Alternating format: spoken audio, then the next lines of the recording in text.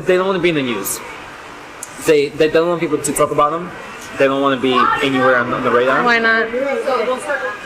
I don't know, but I suspect it's probably because it's easier to do things when people aren't thinking about it.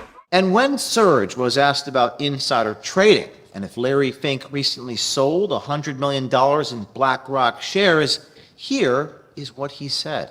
Larry Fink recently sold $100 million worth of BlackRock. Wow. Damn, Larry, that's not a good sign.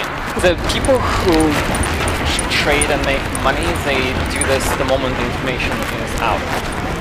And that info is typically disseminated at private levels first before it hits the mainstream. If you want to invest smart, there's a tracker that tracks all politicians and where they have their stocks.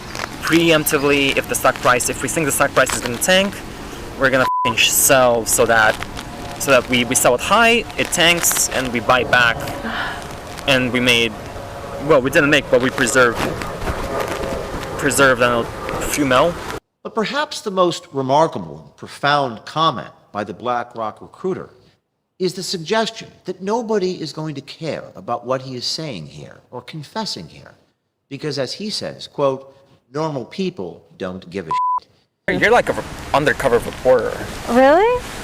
No, don't normal people worry about this stuff? No, normal people don't give a shit. This is beyond them. That these types of questions my reporter asked are beyond all of you. The answer is something that you, the people, the consumers, the shareholders, couldn't possibly understand.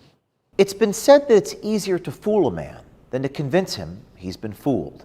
There is no question that many Americans are still asleep, who may not want to wake up from their necessary illusions.